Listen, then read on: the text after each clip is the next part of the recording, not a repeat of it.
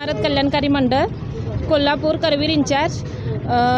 आज इथं भरपूर गोंधळ झालेला आहे, कारण स्थानिक लोकांची जरा तक्रार आहे की सकाळी 4 वाजल्यापासून लोक येऊन बसत आहेत इथे।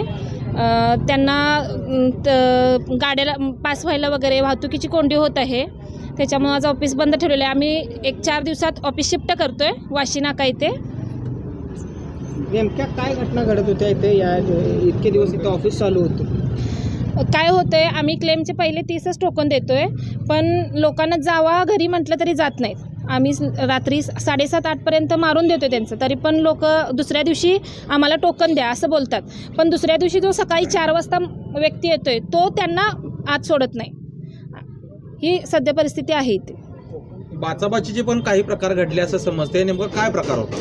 ते लोकांच्यात भांडणं होत आहेत बाहेर नंबरसाठी आणि सकाळी 4 वाजल्यापासून येऊन दंगा करतात, इथे लोकांना झोपू पण देत नाहीत। गाड्या विस्कळीत लावणे असं प्रकार चालू आहेत। करवीरचं हे केंद्र आहे, सुविधा केंद्र। बरोबर, नेमकं करवीरचे लोक इथं आहेत की हो, कोण आहेत? फक्त करवीर लोकेशनसाठी आपलं हे WFC आहे।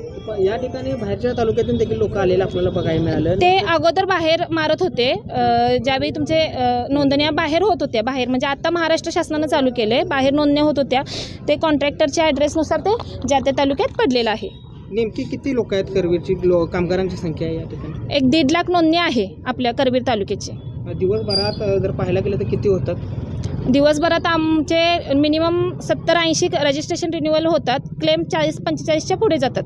आता तुमच्या ठिकाणी कामगार वर्ग किती आहे? 3 DO आहेत, 1 इंचार्ज, 1 शिपाई। एवढ्या ह्याच्यावरती स्टाफवरती लोकांचं कव्हर होतं, एवढं एलिव्हेशन आणि या बाकीच्या गोष्टी रजिस्ट्रेशन नाही, मग तेच त्यांनी आम्हाला एक विशिष्ट संख्या सांगितलेली आहे, म्हणजे या स्टाफवर एवढंच होईल ह्याच्यासाठी। मग ते लोकांना सांगतोय आम्ही की बाबा 50च होतील रजिस्ट्रेशन रिन्युअल आणि क्लेम एवढे 30 होतील, म्हणजे व्यवस्थित ॲक्युरेट मारले पाहिजेत, कारण चुकी होऊ नये। क्लेम हा मोठी गोष्ट आहे मारायची, कारण त्यांना लाभ मिळतोय। अचानक आज तुम्ही दुपारी ऑफिस बंद केले, समोर अनेक बांधकाम कामगार उभारलेले आहेत, नेमकं कारण काय होतं एक ऑफिस बंद करण्याचं? वाहतुकीची कोंडी होत होती, सकाळी आल्यापासून दंगा घालत होते। स्थानिकच्या लोकांनी म्हटले की उघडू नका, आम्हाला त्रास होतोय, सकाळी उठल्यापासून यांचं चालू असते, बंद ठेवा।